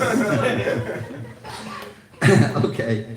And now having distributed 47 books throughout the month of December, Aman Prabhu K. Aman is not here. Maybe someone on Aman's behalf. No, I'm keeping. Anyone who doesn't collect their presents right now, I get all those presents. Jai, Shishi Panchatattva Ki Jai. You know, just as we open the curtains for the Panchatattva, there's a nice verse that Lord Chaitanya spoke. Kaki Amara Nahi Pai Bolo. Kaki Amara Nahi Pai Bolo. Forgetting the start of the second line, ends with Harinam Sankirtane. And Lord Chaitanya is non-different than Krishna. Well, actually, he is different than Krishna because he's a combined incarnation of Srimati Radharani and Lord Krishna. And that verse that Lord Chaitanya spoke, Ekaki Amara Nahi Pai Bolo, he's saying that, yeah, I alone cannot spread this movement of Krishna consciousness. So here's Krishna saying, I alone cannot do it. I need all of your help. And look at Lord Chaitanya's arms. He's reaching out to all of us here. So it's so wonderful having this festival where that's exactly what all of you are doing. You're actually helping Lord Chaitanya to spread his own movement like that. So absolutely fantastic. Okay, so that was Aman Prabhu. So now we have the first person to reach 50. 50 books distributed through the month of December. And that is His Grace Shama Sundar Prabhu.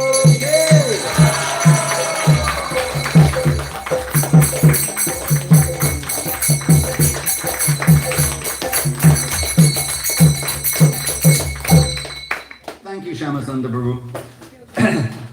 Really good. First person to 50. And also Shama Sundar Prabhu is originally from Ukraine, so as well as his female counterparts, he's doing sterling service there as well. And now, having distributed 55 books for the month of December, the one and only Manu Prabhu King!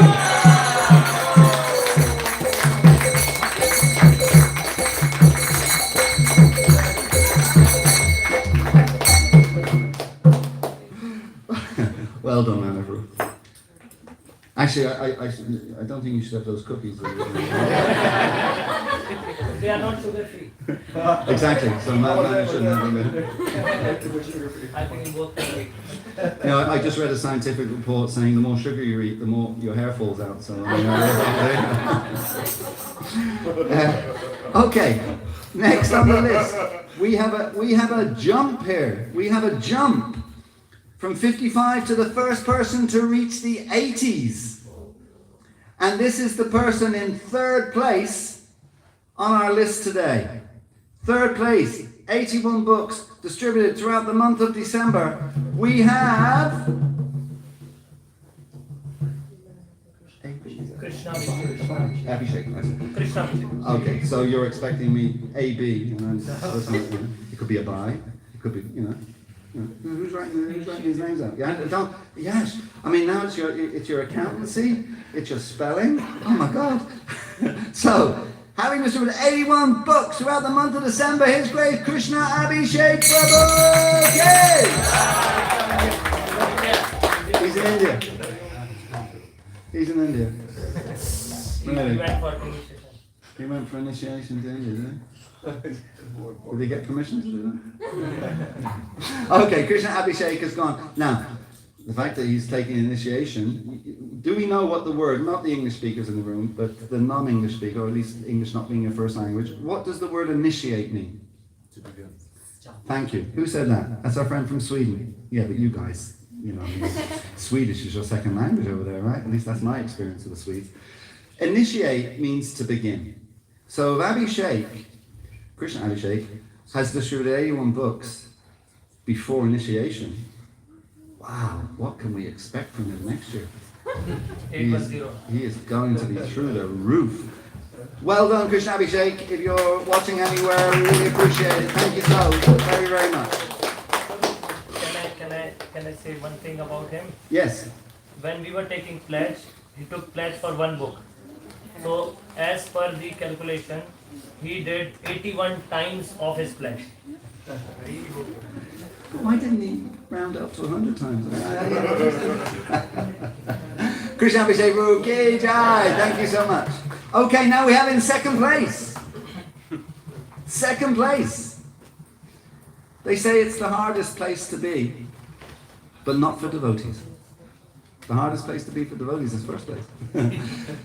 So, in second place, somebody who we have already mentioned, second place, having distributed 132 books. And hopefully their pledge was one, and then they did 132 times their pledge. 132 books through the month of December. It is Her Grace Vimala Devi Dasi.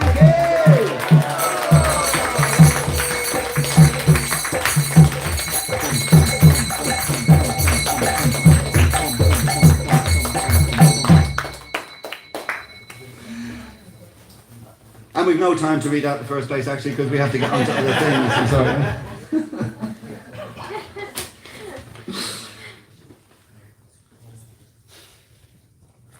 In first place, having distributed 255 books throughout the month of December, it is Pragosh Das Kid! Yes, Sarge Place, I don't want to be there. Okay, having distributed 255 books through the month of December is His Grace Sugati Prabhu!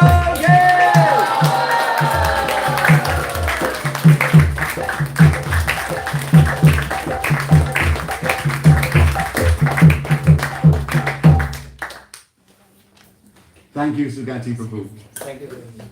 Your spiritual master will be very, very proud of you. He was a great, great man for book distribution, one of the best in our movement. The BBT trustee, of course, for India for, since the beginning, actually. So yeah, fantastic. Thank you so much. I just want to say, I'm here from last 3 years, and I haven't done any book distribution, notably any good amount any year. But this year, I was watching one video of Guru Maharaj and His Holiness Radhanath Swami Maharaj, and they were discussing about book distribution, and that really encouraged me that maybe I'd try with Guru Maharaj's name, that I'll just try to do something. And when I took his name, and I thought it all went like that, and many devotees also helped. So it's not me actually, it's him, because everywhere in his region and around the world, devotees were doing in his honor and memory. So I also try to do that. So it's not me, because I was there from last 3 years, I didn't do anything. But this year, because it's his memorial year, so it went because he did that. Fantastic. Thank you, Sugati.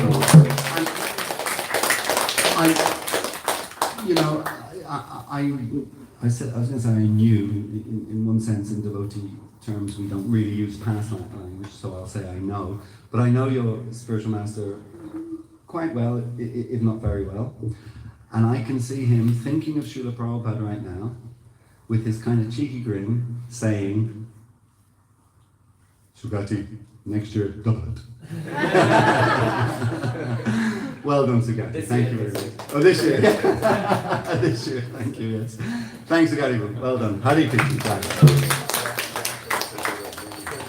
I was going to say, his name not there. Why is his name not there? Oh, I see. Yash put the list together. So he's refusing to put his name on the list. Refusing. So for that alone, we're going to have an equal first place. An equal first place without a figure. For His Grace, Yash Prabhu Ki!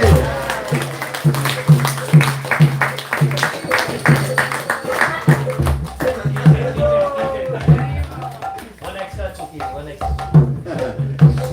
No, Yash also, he's losing a bit of hair.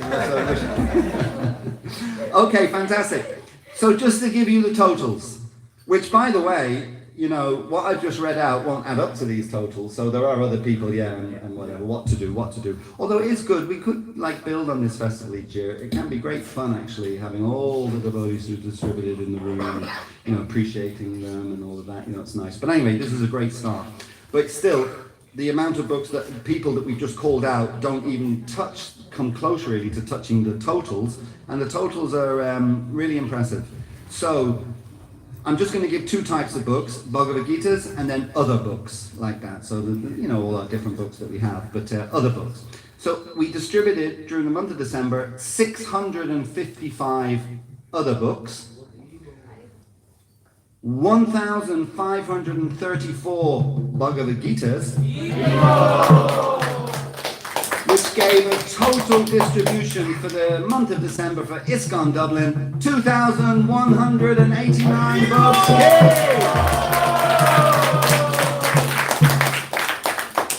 And as Gopal Krishna Maharaj, and definitely Srila Prabhupada would say, double it. This year, not next year. I made the mistake with Sugati Boots to say next year, but of course next year is already here, so it's this year. Absolutely fantastic. I don't know what we do now, other than whatever. Well, we have Ankul Prabhu is going to do a little quiz. And the prize is going to be 2 Bhagavad Gitas. Hare Krishna. Ankul Prabhu has sponsored these books, and And the Lakshmi goes towards the Vedic temple which we're trying to build just outside Dublin. So Ankot Prabhu is a big supporter and always thinks of us, and he's going to distribute Bhagavad Gitas for the next, how long? As long as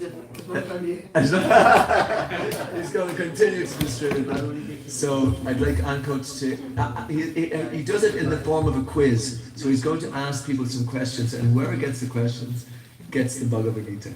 Okay? if the two people, Do you want to take the microphone? another question will be asked. Yeah. Final. Use the microphone. Okay. First question. Okay. When was the Back to God? Which year was the Back to God magazine started? Which year was the Back to God magazine started by Prabhupada? By the way, Anna Kopru, just to say, I was going to talk about that when I was speaking at the beginning. You know, that was kind of the beginning of book distribution for Prabhupada. Yeah. That was kind of the beginning of book distribution for Srila Prabhupada himself. He used to write all the articles, he used to publish it, he used to get it printed, and then he would distribute it. But I won't say the year. I promise I won't. Well,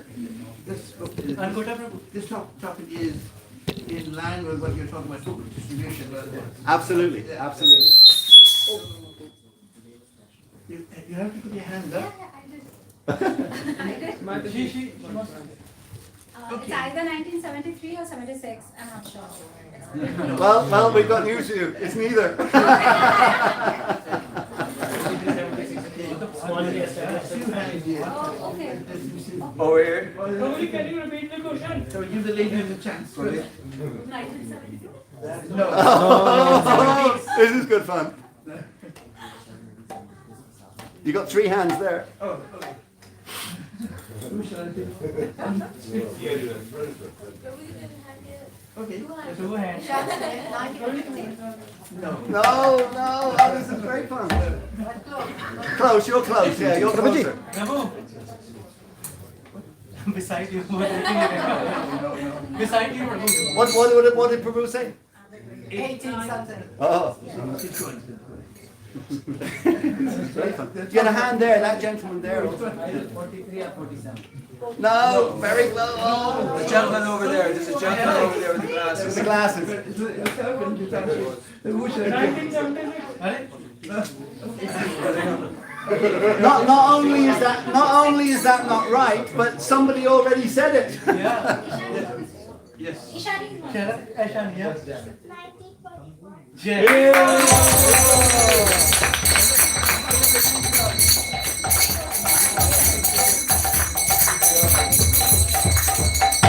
I did just notice though that Aishani, just before she gave that year, she borrowed Laura's iPhone. I'm just joking. You can share your Bhagavad This is Gita. going to be very difficult. I should be giving a grand prize, a bigger Bhagavad Gita. Can any one of you name the 3 Abrahamic religions? Such an easy question. No.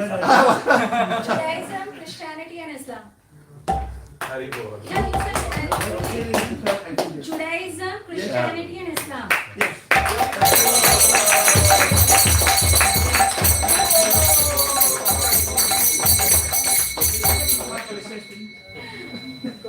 Around when?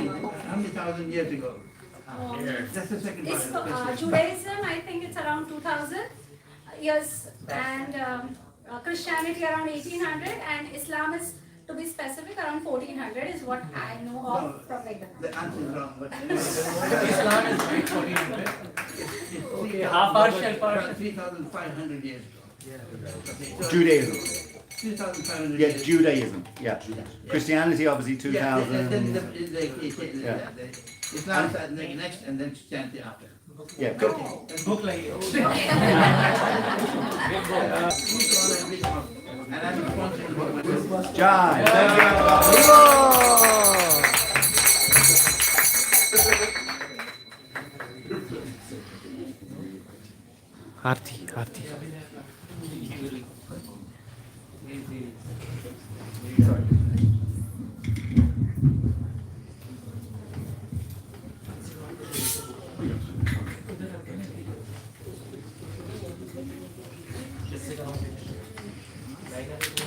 Krishna. Thank you so much, Prabhuji, for distributing these beautiful prizes to all the devotees. I would like to thank each one of you again for coming up and contributing for the book distribution marathon in each and every way you could. Special thanks to all the Kirtaniyas who came out, and despite this freezing weather, playing mridanga, playing harmonium for 2 hours, 3 hours is not an easy job. Your hands, surviving out there itself is very difficult, playing kartals. Thank you for coming out. And then specifically for the book distributors who came out facing strangers and facing rejections and whatnot, and still trying your best to give out books. So we have so many new book distributors here. Although the marathon has finished for 2024, but book distribution has not. So we would still continue distributing books all throughout the year. So you have to still keep coming every weekend or weekdays whenever you can and distribute books. And a special thanks to all the sponsors, because of whom it became easier to distribute these books. So many of you contributed. Somebody donated 5 books, 10 books, 1 box, 2 box, 5 box, or even more than that. So thank you so much. It became very easier to go out on the street and distribute these books. And then if there's anyone else, any of the book distributors who would like to give any feedback or add any, share any of their experiences, we can have like 5-10 minutes of discussion if anybody would like to share their thoughts or what they learned or what challenges they faced. And if anyone would like to take a pledge in advance for the next year of number of books they would distribute. Would you like to share something? Okay.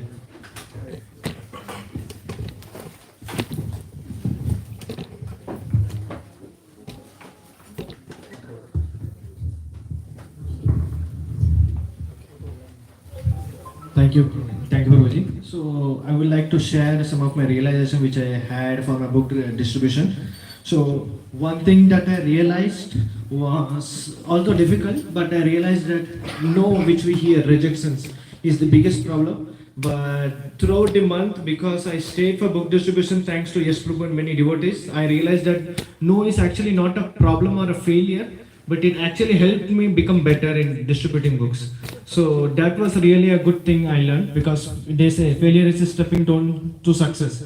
I read it in books, never realized it, but book distribution helped me to realize that actual failure actually helps me. And I realized that Krishna is actually reciprocal, because eventually, there were days when I could distribute 0 books. So there were days, and my mind said that, okay, no, I don't want to go to distribute books today. I went out and just to come back again twice. But third time I went with them that I want to distribute, and that day was the day I distributed the most in that month. So yes, so. And lastly, yes, and mainly I used to judge that maybe this person will take, that person won't take maybe. But most of the times, the person I thought they won't take were the very persons who stopped, they spoke to me, they saw the book, they took it and even donated for it. So basically, judging is actually, it comes the most in the way. And lastly, I would like to say that, whenever I gave out books for free sometimes, that okay, I felt they are really genuine, that they really need it. I gave 3-4 books for free, I felt okay, maybe it's not good to give too much free, but eventually someone came and gave 30 or 40 euros. So when we give out books, who needs it, Krishna arranges so that, even Lakshmi is not affected. And lastly, it was very good for my false ego. I realized, eventually I didn't fully realize, but I realized that I'm actually a postman. I'm just giving out books. If they take, it's good for them. We reach out for, for Srila Prabhupada, but it's, it's nothing about me when they say yes or no. So yeah. So thank you so much. Thank you. Yeah, very good. Thank you, Giridhar Prabhu, for such beautiful realizations. Anyone else like to add some comments or experiences? Come here, so that everybody can see you. Please come, please. Please come here. Myself, I did not set a big goal. It was only for 20 books that I want to distribute. And I sponsor 10, and the 10 that I sponsor, I went on Food for Life. I distribute it within like 7 minutes, all is gone. And I was quite happy with that. And I asked Yash Prabhu for if you have any sponsor book, it's very easy for me to go with the sponsor. I asked Yash Prabhu, if he has any sponsor, he said, sorry Mataji, we don't, but you have to look for some Lakshmi now. I said, that's okay, no problem, but I still have 10 more books to go.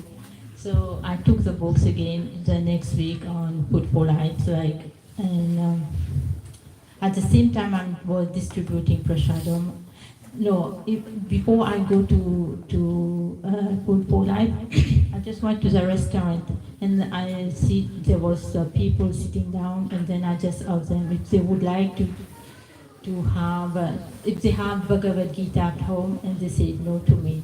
And then they just give me the Lakshmi to cover the 10 book as sponsor, and I was just like, wow, that's amazing. It's all about determination, how much you really want to do the books distribution. So again, I took that 10, there was 8 books. I took that 8 books on the street while I was doing Food for Life, and all is gone. I was just like maybe 5 minutes.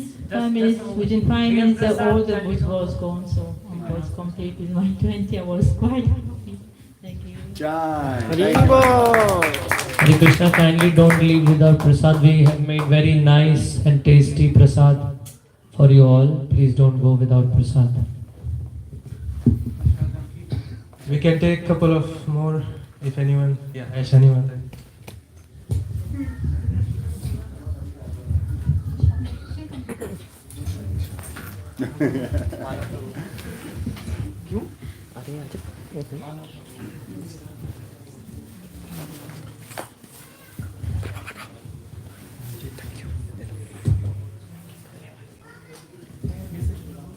Hare Krishna, I offer my humble obeisances to Lord Jagannath and Srila Prabhupada. And now I'm going to share a few of my experience of book distribution last year. So, when I was just new to book distribution, I didn't know one took any Bhagavad Gita, so then I became very disappointed. So then by Lord Krishna's mercy, people started taking my Bhagavad Gita.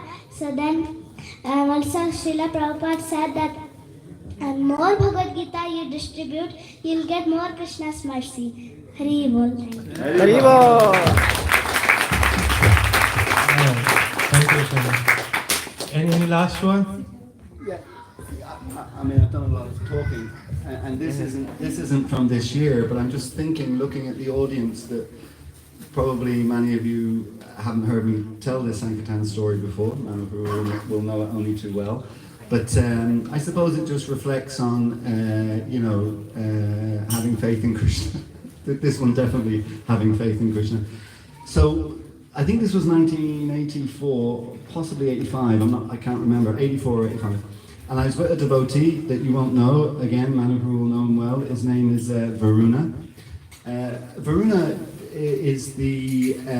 has a sister, and his sister is married to Shesha Prabhu, who used to be a GBC member, so you may know Shesha, I don't know. Anyway, so I was with Varuna, and we were doing book distribution in a place called, in County Down in Northern Ireland, just across the border. And we were in a town called Rostrevor. Rostrevor is a fishing village. And we arrived the night before, and we had a little bed and breakfast booked. And we went into the bed and breakfast, and it was tiny. It was a tiny room, literally just enough room for the 2 beds and to be able to open the door. So we thought, well, what are we going to do in the morning when we want to chant our rounds? It's just too confined, too claustrophobic.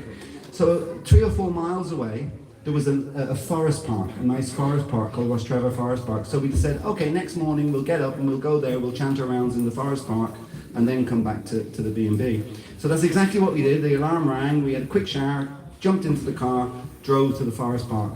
While we're driving to the forest park, it started raining, and the rain just got heavier and heavier. By the time we got into the forest park, in the middle of it, it was lashing rain. So then it was like, well, what do we do now? You know, we can't get out because now we're even more claustrophobic in the car. Varuna was Indian body, by the way, so Yash was just talking about the freezing cold weather. He didn't like the kind of cold, damp weather. So we said, well, we'll just have to sit in the car and chant our rounds in the car. So both of us sitting in the car. This is about 3 o'clock in the morning, pitch dark. And Varuna leaves the engine on with the heater on because he wants to have some heat. So can anybody guess what happened 5 minutes later, 10 minutes later, 15 minutes later? 3 o'clock in the morning, sitting in the car with the heater on, chanting our rounds. Anyone want to guess what happened to us? Huh? No. Huh? No. We fell asleep. We fell asleep. Both of us fell asleep, heat in the car early in the morning, and we're snoring away. Just snoring away, okay? The next thing that I noticed, I was woken up by this powerful bright light that was shining right into the car, you know, the windscreen of the car, really powerful light. And couldn't figure out what it was, you know, but just after what seemed like forever, you got a little bit of peripheral vision back. And with the peripheral vision that we got back, we could see the silhouette all around our car. There was about 10 tanks, armoured cars and tanks. This is 1984 in Northern Ireland, okay? So you may be familiar in Northern Ireland, they had some issues in the 60s, 70s and 80s. So we are now surrounded by the army and the police. And as our peripheral vision came back a little bit more, you could see soldiers down on one knee all around our car with guns pointing at our car. And then I realized what was happening. And by the way, the light that was shining in the front window was from a helicopter. We could hear the whirring then of the helicopter. So there's a helicopter shining a really bright spotlight in the front of our car, and we're surrounded by tanks and soldiers down on one knee and policemen, etc. So then I said, Varuna, don't move, don't even blink, just do not move, you know, because obviously if you start moving, you know, they can, you know, because a lot of the soldiers are quite young guys, they're only 18, you know, and they're kind of like, they don't want to take the risk. If we're terrorists, they're going to shoot, you know. So don't move. And eventually, a soldier and a policeman come over to my side of the car, the passenger side, indicating for me to roll down the window. In those days, we didn't have electric windows, so it was a roll down thing. And of course, the other hand is in the bead bag. You know, so you've got your hand in a bag, you know. So the policeman, who had a heavy Northern Irish accent, said, you know, what are you doing here? You know. And I said, trying to put this really angelic voice on, said, well, officer, have you ever heard of the Hare Krishnas, you know? And he said, nay. I said, well, we're kind of like monks, and we get up early in the morning. In this hand, I'll take my hand out really, really slowly, really slowly. We've just got prayer beads. We're just, you know, chanting. So that's what we're doing. We're chanting our rounds. Now the tension, at least for me and Varuna, was just like up to 90, you know, what was going to happen next. So I took it out and said, so we're chanting our rounds. And then the soldier, who was a real young guy standing behind the policeman, he leaned over the policeman's shoulder and he looked in and he said to me, no, you weren't, mate, you were sleeping. And that just broke the ice. It just completely broke the ice, you know. He was from London, and he had seen the devotees on Harinam in London, so he knew what the devotees were, and it just broke the ice. He says, no, you weren't, you were sleeping. And then it was like just this exhalation of relief. And then things kind of calmed down. They saw it wasn't terrorists and it was kind of all okay. And about 5 minutes later, after they were sort of packing up and going away, the guy who was in charge of the whole operation, he came over to the car and he said, just to let you know, gentlemen, that operation, the helicopter, the tanks, he said, that operation has cost us about £25,000. And I said, oh, okay. And I leaned into the back of the car, picked up a Bhagavad Gita, and I said, well, please have this. This is priceless. Hare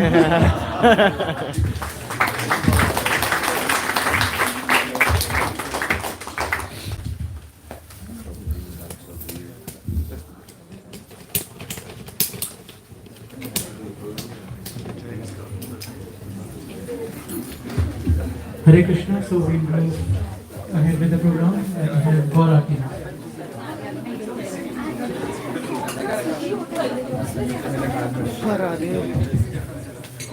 Hare लूंगा मेरा भूल ना सकते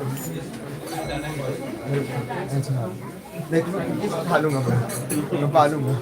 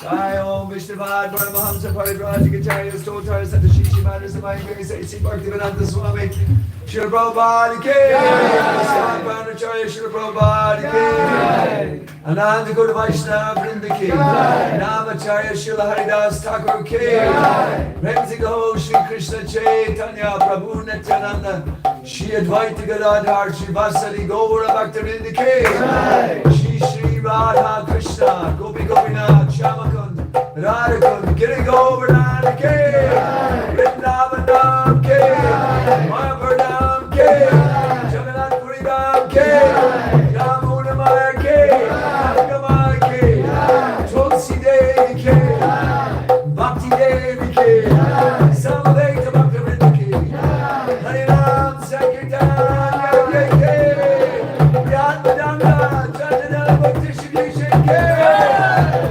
Transcendental Book Distribution Ki Transcendental Book Distribution Ki All glories to the assembled devotees. All glories to the assembled devotees. All glories to the assembled devotees. All glories to Shishi Guru and Gauranga.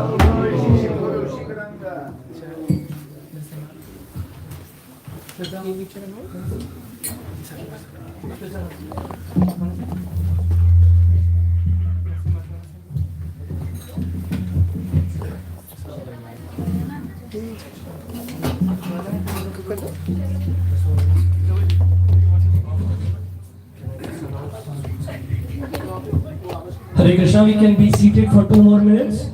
Just 2 more minutes. Prasad is ready, but can we please be seated for 2 more minutes? So,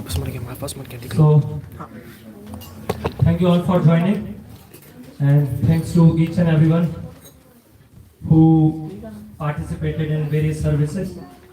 So I would like to especially thank our today's sponsor for the prasad, Pooja Mataji, if she is here. Maybe her husband is here. Suraj Prabhu. Or maybe he went downstairs as well. But we can pray to Shri Panchatattva. It was her birthday yesterday. So she sponsored today's prasad for her birthday. So we can chant Hare Krishna Mahamantra together for asking blessings from Shri Panchatattva to bless her with their mercy and their devotion. Okay? Hare Krishna, Krishna Krishna, Hare Hare, Hare Ram, Ram Hare Hare.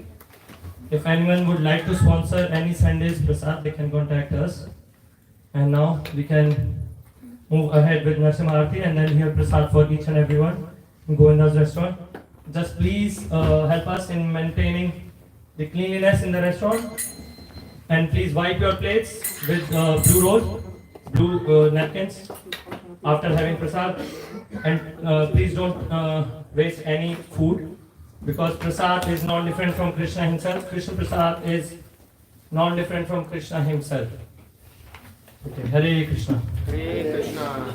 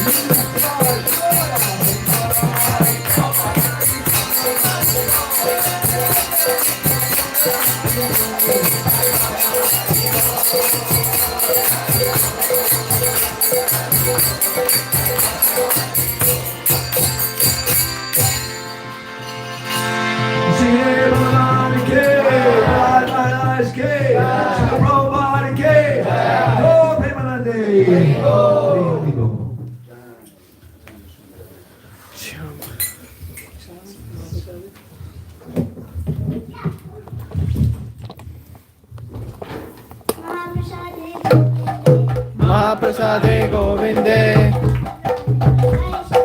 Nama Brahmane Vaishnave Sarva Punyadam Rajam